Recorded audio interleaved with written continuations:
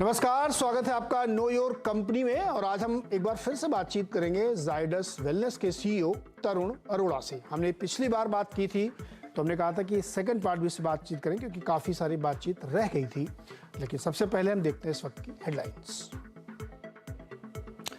शुरुआती उतार चढ़ाव के बाद सीमित दायरे में बाजार निफ्टी 140 और निफ्टी 300 अंक की रेंज में कर रहा है कारोबार। मिड कैप में भी हल्का दबाव। कमजोर बाजार में भी मेटल शेयर्स चमके। करीब 8 महीने की ऊंचाई पर Nifty metal index. Tata steel, Vedanta, NALCO और हिंडाल्को 2 से 3% उछले। वही फार्मा और आईटी शेयर्स में भी मुनाफा वसूल।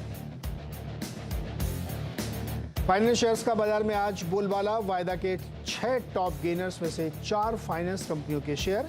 एमएनएम फाइनेंस, मन्नापुरम 5% से ज्यादा दौड़े। एमएनएम फाइनेंस के अच्छे नंबर अपडेट से मिला सहारा।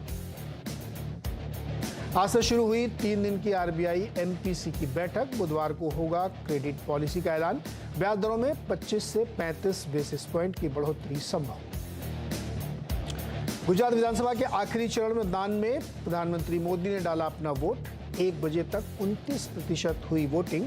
14 जिलों की 93 सीटों पर जारी है मतदान। शाम को सिंधी से आवाज पर देखिए गुजरात और हिमाचल प्रदेश का सबसे बड़ा एग्जिट पोल। तो इस वक्त नजर डालिए अब तो बैंक निफ्टी लगभग 125 पॉइंट मजबूत, लेकिन निफ्टी 33 पॉइंट रेड में। एक दायरे के अंदर ही है, लेकिन आज फिर से बैंक निफ्टी और निफ्टी ने अपने अपने रास्ते अलग अलग कर लिए हैं, एक तरफ से जा रहे हैं। लेकिन मिड कैप में आप देखिए तो सुबह से ही ठीक ठाक कारोबार हो रहा है, बढ़त के साथ कर रहे हैं। इसलिए ब्रॉडर मार्केट में अच्छी खासी तेजी आपको देखने को मिली। एडवांस डिक्लाइन का रेशियो काफी फेवर में है, लगभग 1.25 1.7:1 का एडवांस डिक्लाइन है। तो ये एक बहुत अच्छे संकेत है कि ब्रॉडर मार्केट में मिड कैप स्मॉल कैप में लगातार बाइंग है। जैसा कि हम लोग सुबह से इस बात की चर्चा भी कर रहे थे कि वहां पे एक अच्छी तेजी बनती हुई आपको देखने को मिलेगी। तो आज जैसा कि मेटल शेयर्स में अच्छी मजबूती का रुझान यहाँ देखने को मिल रहा है। इसके अलावा Asian paints, IndusInd bank, UPL, JSW steel जैसे तमाम शेयर्स हैं जो इंडेक्स के गेनर्स में बने हुए हैं यहाँ पे। तो इस पर एक राय लेते हैं गाबा सर से। गाबा सर, रुझान लगभग सुबह जैसा ही है, बहुत ज़्यादा अंतर नहीं आया, लेकिन एक ब्रॉड बेस कह सकते हैं कि निचले स्तरों से रिकवरी है इसमें। और ऐसा लग रहा है कि अगले 1-1.5 घंटे में और बड़ी तेजी हो सकती है क्या? देखिए, सुबह भी हमने बात की थी कि बैंक निफ्टी थोड़ा ज्यादा ही ठीक नजर आता है निफ्टी के मुकाबले। निफ्टी में थोड़ा रेजिस्टेंस था 11,700 के आसपास, वहां पर थोड़ा डिप आया है। लेकिन अब ये 11,700 आज का जो हाई पार कर लेगा, आज करे या कल करे, अच्छी तेजी आएगी निफ्टी में। बैंक निफ्टी तो स्ट्रॉन्ग है ही। बैंक निफ्टी का रेजिस्टेंस करीब 43,500 के आसपास है। मुझे लगता है वहां तक जा सकता है। तो बैंक निफ्टी और निफ्टी में डाइवर्जन है। बैंक निफ्टी थोड़ा ज्यादा ही स्ट्रॉन्ग है, बस वो पुश कर सकता है निफ्टी को। और निफ्टी का आज का हाई पार कर ले फिर तो तेजी है। निफ्टी आज का हाई पार के लिए तेजी। गाबा सर, मिड कैप में तो बढ़िया रैली बनती हुई दिख रही है। कोई स्टॉक आपने आइडेंटिफाई किया क्या इस वक्त ट्रेड के लिए? यस, बिल्कुल। मेरे ख्याल से हिंदुस्तान जिंक अच्छा लगता है। अच्छी तेजी है हिंदुस्तान जिंक में, मेटल स्पेस में। 314 पे ट्रेड कर रहा है। 310 का स्टॉप लगाना चाहिए हिंदुस्तान जिंक पर। मुझे लगता है 320 से पहला टारगेट, फर्स्ट टारगेट, उसके बाद ओपन अप हो जाता है 324 के लिए। तो हिंदुस्तान जिंक पर ध्यान देना चाहिए। On the long side stop भी टाइट है, वहां ₹4 का स्टॉप है और अच्छा टारगेट रिस्क रेशियो की फेवर में Hindustan Zinc. Gaba sir, MNM finance, Manappuram finance, Aditya Birla capital, Piramal enterprises, ये सब बहुत बढ़िया मजबूती दिखा रहे हैं। इनमें से कोई आपको अच्छा लग रहा है क्या? परसों या शायद थर्सडे को बात की थी, इसमें तेजी अब भी है, वीकनेस नहीं है। 892 पर ट्रेड कर रहा है पिरामल एंटरप्राइज। इसका ब्यूटीफुल बाय सिग्नल मिला था करीब 830 के आसपास। उसके बाद अच्छी तेजी देखी, अप मूव ऑन है। 880 का स्टॉप लगा चले तो लगता है 900 भी पार कर लेगा। यस, तेजी है। ओके, पिरामल में तेजी बनती हुई देखने को मिल रही है। चलिए अब चलते हैं अपने मैनेजमेंट की तरफ। आज जिससे हम बातचीत करने वाले हैं, हमने कहा था जाइडस वेलनेस पे बातचीत करेंगे सेकंड पार्ट में। कंपनी के सीईओ तरुण अरोड़ा जी हमारे साथ जुड़ गए। तरुण सर, बहुत बहुत स्वागत है। और पिछली बार हम लोगों की चर्चा आधी रह गई थी। तुमने आपसे वादा किया था कि एक बार हम लोग फिर से बढ़ेंगे, और बहुत शुक्रिया कि आप हमारे साथ दोबारा जुड़े। तो हमने पिछली बार नंबर पे बहुत एनालाइज किया और कहाँ कहाँ दिक्कतें थी नंबर में, उस सब पे दिक्लाइट किया। लेकिन अब हम ये समझना चाहेंगे, अच्छा एक बात आपने कही थी कि दूध के दाम बढ़े, उसका असर पड़ा, और जिस दिन हम लोगों ने इंटरव्यू किया उसके दोबारा फिर दूध के दाम बढ़ गए थे। अब बताइए इस पे क्या कहेंगे आप?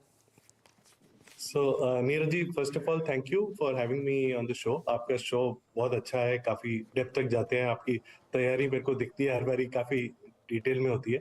सो ये चीज तो हमारे कंट्रोल के बाहर है। There are multiple factors, global factor भी है और इंडियन फैक्टर भी है, जिसकी वजह से दूध के दाम बढ़ रहे हैं। नॉर्मली जो आमतौर से क्या होता है कि इस टाइम पे ये फ्लश सीजन बोलते हैं, दूध के दाम कम होने चाहिए, और हम लोग ज्यादा दूध इकट्ठा कर लेते हैं, उसको कन्वर्ट कर लेते हैं एसएमपी और घी में, और घी अलग बिकता है, एसएमपी हमारा कॉम्प्लान पे यूज होता है। इस बारी काफी उल्टा है, दूध के दाम बढ़ रहे हैं। ठीक है, अभी ये चीजें हमारी कंट्रोल के बाहर है। हमारा फोकस सिर्फ इस चीज पे है कि हम कैसे उस कंज्यूमर्स को कंसिस्टेंटली प्रोडक्ट्स प्रोवाइड करें जिसको वो ट्रस्ट करते हैं, और एक एक्सेप्टेबल प्राइस पे करें। थोड़ा बहुत प्रेशर हमारे पर पड़ता है, थोड़ा कंज्यूमर पे पड़ता है, but this is the lay off the land. इसके साथ हमारे को चलना ही है, हमारी कंट्रोल के बाहर है ये। तो अभी कंज्यूमर के ऊपर प्रेशर पड़ने वाला है क्या? आगे शायद नहीं बढ़ेगा। अभी कंज्यूमर के ऊपर प्रेशर पड़ने वाला है क्या? देखिए, कंज्यूमर के ऊपर प्रेशर तो हर तरफ से बढ़ ही रहा है आजकल। कुछ चीजों में इंप्रूव हुआ है, and that's a good news. जैसे ऑयल में रेट्स कम हुए हैं, तो उससे इंप्रूवमेंट हुआ है। बाकी चीजों में मैंने देखा है, क्योंकि क्रूड का प्राइसेस कम हुए हैं, तो उसकी वजह से पैकेजिंग में भी फर्क पड़ा है। तो काफी हद तक कंज्यूमर का प्रेशर मेरे को लगता है कि अभी थोड़ा सा स्टेबलाइज हो गया है, और थोड़ा कम ही पड़ेगा। लेकिन मिल्क है और मिल्क बेस्ड प्रोडक्ट्स है, इसमें अभी कोई रिडक्शन है नहीं। There is a supply constraint of the milk in India and globally, and therefore थोड़ा बहुत तो मिल्क बेस्ड प्रोडक्ट्स पे प्रेशर रहेगा। करेक्ट। लास्ट टाइम हम लोगों ने जब बात छोड़ी थी तो वहाँ पे हम लोग रूरल तक पहुँचे थे, और ये चर्चा निकल के आ रही थी कि रूरल डिमांड पता नहीं पिकअप हो रहा है या नहीं हो रहा है। ये बहुत सारे नंबर्स पे रिफ्लेक्ट नहीं हो रहा है, एटलीस्ट नंबर्स पे तो अभी रिफ्लेक्ट नहीं हो रहा है कि रूरल डिमांड या जो छोटे शहर हैं वहाँ पे मुश्किलें बढ़ी हुई हैं, जिसकी वजह से आपको भी दिक्कत हुई थी। तो चूंकि इस क्वार्टर में भी अब 1-1.5 महीना हो ही गया, 2 महीने, तो मैं ये समझना चाह रहा था आपसे कि जो Q2 की प्रॉब्लम्स थी क्या वो ईज आउट हुई हैं इस सेंस में, क्योंकि कॉम्प्लान ने आपका अच्छा परफॉर्म नहीं किया था, उसके भी एक अलग रीजंस थे कि वो सैशे वगैरह भी कुछ भी आ गए थे। लेकिन ब्रॉडली अगर आप देखें तो अभी भी छोटे शहरों में, रूरल इलाके में डिमांड की इश्यूज है। अब आपका ग्राउंड चेक क्या कहता है, चैनल चेक क्या कहता है कि इम्प्रूवमेंट हो रहा है क्या वहाँ पे? तो दो अलग चीजें, एक रूरल जनरल बात करेंगे और एक हमारे बिजनेस के बारे में बात करेंगे। तो रूरल जो है लार्जली आई थिंक प्रेशर अभी भी बना हुआ है रूरल में। आई थिंक मैं इवन सिंडिकेटेड डेटा देख रहा था, कोई पब्लिकेशंस में कल आया था, उसके हिसाब से तो रूरल का प्रेशर वैसे ही बना हुआ है। हमारा भी इंटरनल डेटा यही शो करता है कि रूरल का प्रेशर बढ़ा हुआ है। तो आई थिंक स्लोअर ग्रोथ है, स्लोअर रिकवरी है, टाइम लगेगा। ओवरऑल एकदम से नहीं इम्प्रूवमेंट आएगी। तो हमको आई मीन जैसे मैंने पिछली बारी कहा था कि लार्जली मैक्रो इकोनॉमिक फैक्टर्स हैं, जो गवर्नमेंट के एक्शंस हैं, या एक्सटर्नल फैक्टर्स है, मानसून लीजिए या गवर्नमेंट की इन्वेस्टमेंट लीजिए, they all are supporting rural. तो रूरल में इंप्रूवमेंट तो आएगा, टाइम लगेगा, और I think we'll need a little bit of patience. हो सकता है 2-3 महीने और लग जाए पूरी तरह नॉर्मलाइज होने में, हो सकता है 5 महीने लगे, कहना मुश्किल है। ऑन ग्राउंड डेटा पूरा देख के ही पता चलेगा। And therefore I think there is a journey ahead. लेकिन मैं अपनी बात करूं, जैसे कॉम्प्लान की दिक्कतें थी, वो आई थिंक कॉम्प्लान का जो हमारा सिचुएशन आप देखेंगे, हमारा हर क्वार्टर एक्चुअली सिक्वेंशियली इंप्रूव हो रहा है market share. We went through a difficult phase, क्योंकि सैशेज बहुत ज्यादा क्वांटिटी बढ़ गई थी, प्राइसेस काफी कम हो गई थी कंपटीशन में, तो हमने रिस्पॉन्ड किया है। तो क्वार्टर 2 में भी पिछले साल के उससे क्वार्टर 1 के मुकाबले इंप्रूवमेंट थी कॉम्प्लान में। आई एम श्योर कि क्वार्टर 3 में पिछले क्वार्टर के मुकाबले सब्सटेंशियल इंप्रूवमेंट होगा, पिछले साल के मुकाबले भी इंप्रूवमेंट आएगा। तो आई एम क्वाइट कॉन्फिडेंट कि हमारे एक्शंस इन प्लेस है, but of course each of these things operate in a external environment as well as our own comparable numbers. So हमारा कॉम्प्लान का जो व्यू है, things will get only better because market share improvement we have seen पिछले 4-5 महीनों में continuously every month over earlier month we've seen a market share improvement and our volumes improvement over earlier months. तो मेरा opinion ये है कि और belief ये है कि कॉम्प्लान में इम्प्रूवमेंट चलता रहेगा। वी आर ऑल्सो इन्वेस्टिंग, हम कंज्यूमर्स को इन्वेस्ट कर रहे हैं क्योंकि सुपीरियर न्यूट्रिशन है। कॉम्प्लान इज टिपिकली जो भी इसके बराबर के प्रोडक्ट्स हैं जो जिससे इसका कंपैरिजन होता है उसके मुकाबले इसका न्यूट्रिशन ज्यादा है, because it's a milk based products. काफी लोग काफी अदर इंग्रेडिएंट्स यूज करते हैं, तो हमारा protein content typically comparable product से 1.5 से दुगना ज्यादा होता है। तो इसलिए कंज्यूमर्स भी मानते हैं कि न्यूट्रिशन ज्यादा अच्छा है। It is just a time of inflationary that how much they are ready to pay. तो उसके लिए I think due to increase in distribution, due to our promotions, we are seeing an improvement. So I'm quite confident we'll only have a better quarter on Complan than last quarter. Correct. और ये वाला segment आपके लिए अभी बहुत growth की opportunities लेके आएगा, क्योंकि ओवरऑल मार्केट में अभी आपके लिए बहुत गुंजाइश है। तरुण जी ये बताइए, क्योंकि जिस तरीके के बिजनेसेस आपके हैं जिससे उसमें एक ऑपरेटिंग इन्वायरमेंट को पुश करने के लिए बहुत ज़रूरत पड़ती है कि आप दो चीज़ों फोकस करें, इनोवेशन पे और एक एडवर्टीजमेंट पे लोगों को बताएं कैसे क्या होता है। तो मुझे दोनों में बताइए कि एडवर्टीजमेंट में मार्केट जो कि ठंडा पड़ा तो आपको एक्सपेंसेस ज़्यादा बढ़ेंगे उसमें, तो वो कैसे होगा? दूसरा, क्या नए इनोवेशंस आप लेके आ रहे हैं? इसमें आप वो चाहें तो शस्य वाली बात जोड़ सकते हैं। जी so I think one of the things is कि हमारी प्रोडक्ट्स अगर आप देखें, जिसकी हमने बात की थी 5 आउट ऑफ 6 ब्रांड्स जो हैं हमारे, दे आर मार्केट लीडर्स। तो उसमें हमारे को सबसे बड़ी चीज ये है कि there is opportunity to grow consumer base. जैसे कि ग्लूकॉन डी ना, वो पूरी मार्केट का ही टोटल पेनिट्रेशन लेवल 13% है। तो हमारे अपॉर्चुनिटी ये है कि हम नई कि मोर कंज्यूमर्स तक पहुंचा पाए। उसके लिए 2 और 3 चीजें करनी होती है। एक तो यही है कि एडवर्टाइजिंग बढ़ाए, फॉर एग्जाम्पल कि मोर कंज्यूमर्स तक, तो ब्रांड लेड ग्रोथ आएगा, नए कंज्यूमर्स देखेंगे, they will believe in the proposition. हमारा करीबन हम कोशिश करते हैं 12 से 13% के करीब हमारा जो रेवेन्यू का हिस्सा है वो एडवर्टाइजिंग पे खर्चे।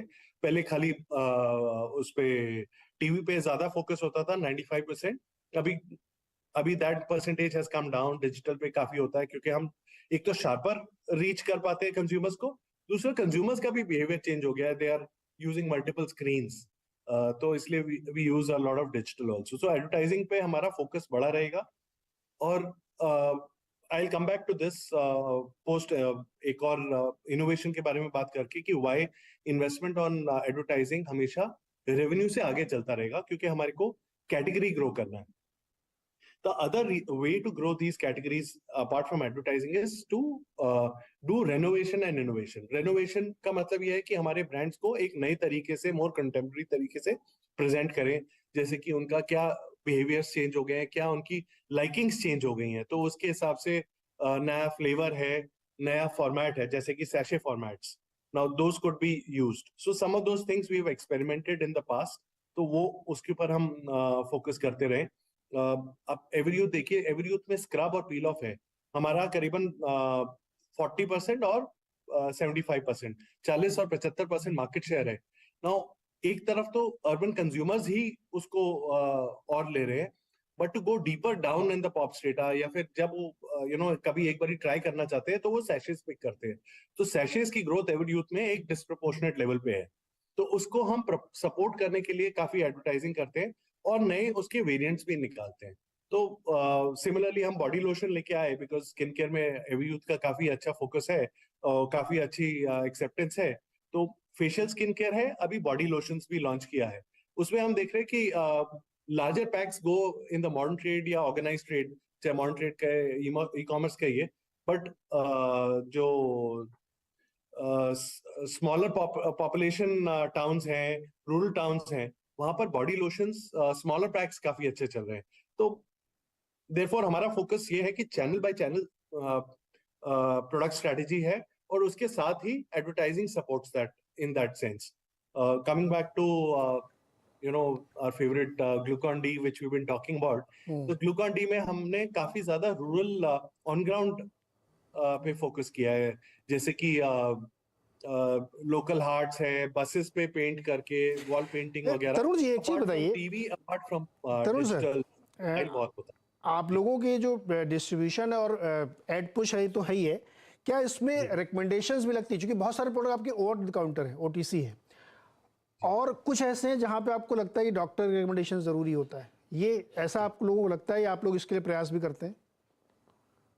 तो बिल्कुल ऐसा है कि हमारी सारी प्रोडक्ट्स, अगर हम आप ज़ायडस वेलनेस की प्रोडक्ट्स देखिए, ये सारी इसकी इनोवेशन जो शुरू हुई हैं, चाहे Glucon D, Complan, sugar free, all of these products, Nycil, ये सारी प्रोडक्ट्स प्रॉब्लम सॉल्यूशन प्रोडक्ट्स थी जो डॉक्टर रिकमेंड करते थे. तो उसको कंटिन्यू करते हुए हमारा काफी फोकस ये है कि हमारे को पॉजिटिव एडवोकेसी मिले डॉक्टर्स से. तो शुगर फ्री और कॉम्प्लान खास तौर से हम लोग डॉक्टर्स के पास भी जाते हैं ताकि उनकी सपोर्ट मिल सके. काफी बारी ऐसा होता है कि डॉक्टर्स रिकमेंड करते हैं सम ऑफ दीज प्रोडक्ट्स. कॉम्प्लान क्योंकि न्यूट्रिशन के लिए अच्छा है और इसलिए वो रिकमेंड करें. सिमिलरली शुगर फ्री, वाइल हमारा फोकस ये है कि it's a healthy way of life, चाहे आपको डायबिटीज है या नहीं है, आप शुगर फ्री यूज कर सकते हो. It helps you reduce calories. But doctors के पास हम इसलिए जाते हैं क्योंकि there are lots of myths. ये डॉक्टर्स को भी नहीं पता होता क्या क्या नए मॉलिक्यूल्स आ गए हैं, क्या बेनिफिट्स हैं, क्या लेटेस्ट क्लिनिकल स्टडी है उसके ऊपर. तो शुगर फ्री के लिए, उसके लिए भी हम टॉप 5 टाउन्स में डायबिटोलॉजिस्ट हैं, डॉक्टर्स हैं, जीपीज हैं, उनके पास लेके जाते हैं. तो we reach out to doctors across. आसानी से मान जाते हैं कि थोड़ा नखरे करते हैं? जी, डॉक्टर आसानी से कन्विंस हो जाते हैं, मान जाते हैं, थोड़े नखरे दिखाते हैं वो, जैसे कि बाकी के लिए करते हैं वो? आजकल मार्केट में इतना ज्यादा क्लटर है कि डॉक्टर्स का रोल एक एज एन एक्सपर्ट है. So they are also prescribing products, but they are also experts, because many times लोग डॉक्टर से पूछते कि ये सही है कि नहीं, मैं उनकी बात पे विश्वास रखते हैं. तो देखिए, मेरे हिसाब से मैंने कुछ खास तो नहीं देखा है. I have seen doctors who are very very supportive. Actually ये सवाल सर मैंने इसलिए पूछा क्योंकि आपका ब्रांड एक्चुअली बहुत बड़ा हो चुका है. इट्स रियली बिग ब्रांड, और इसके रिकमेंडेशन की बहुत जरूरत पड़ती नहीं डॉक्टर्स के, है ना? तो अब चूंकि ये ब्रांड अपने आप में सारे संसार को मालूम है कि ग्लूकॉन डी एक चीज़ है, कोई शुगर फ्री है, मतलब वो सिनोनिमस हो गया है. तो इसलिए कई बार होता है कि जब आप डॉक्टर की पर्ची लेके आते हैं तो वो कुछ और चीज़ लिखता है जो कि होती यही है. तो वो इसलिए सवाल मैंने इसलिए रखा था. ये बहुत कॉमन प्रॉब्लम है ओवर द काउंटर प्रोडक्ट के लिए. एक सवाल और सजाते जाते आपसे, आपके जो कॉस्मेटिक वाले हैं ना प्रोडक्ट, जहाँ पे एवर यूथ है, स्क्रब, इसमें बहुत डोमिनेंस है आपका मार्केट का. मेरा सवाल है कि इसमें बहुत सारे प्रोडक्ट अनऑर्गेनाइज प्लेयर है या छोटे छोटे प्लेयर है जो इस मार्केट को बिल्कुल क्लटर कर रहे होंगे, फिर भी आप अपनी कॉम्पिटिटिवनेस कैसे बनाए रख पाए हैं? प्राइसिंग की वजह से या मार्केटिंग चैनल की वजह से? सो आई थिंक स्क्रब में पिछले 5 सालों में हमारा मार्केट शेयर 30% से 42% तक आया है. और पील ऑफ में भी हमारा 75% मार्केट शेयर है. The fact is the consumers love our product. So first thing is having a product that the consumers will love. तो आप कोई भी ब्लाइंड प्रोडक्ट टेस्ट कर लीजिए, कोई अच्छा से अच्छा ब्रांड ले लीजिए, consumers always give our product a higher feedback, better, more positive feedback, जिसकी वजह से consumers इसके ऊपर लॉयल रहते हैं. तो एक तो ये वजह है. दूसरा, हमारा फोकस है कैटेगरी बिल्डिंग पे.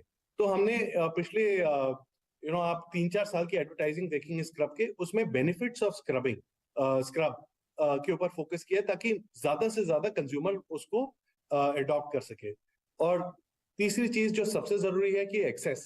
तो आप तभी ग्रो कर सकते हैं जब आपका डिस्ट्रीब्यूशन बढ़ेगा. तो हमारा पहले 4 लाख पे था, अभी 5-5.5 लाख तक आ गया. ओवरऑल एवरी 6 लाख आउटलेट्स में अवेलेबल है. तो होता क्या है कि अगर आप उनके तक पहुंचा पाएंगे इन अ फॉर्मेट विच दे लाइक, उसमें हमने सैशेस भी अवेलेबल है, बड़ी ट्यूब्स भी अवेलेबल है. तो pricing, distribution, advertising all help in this.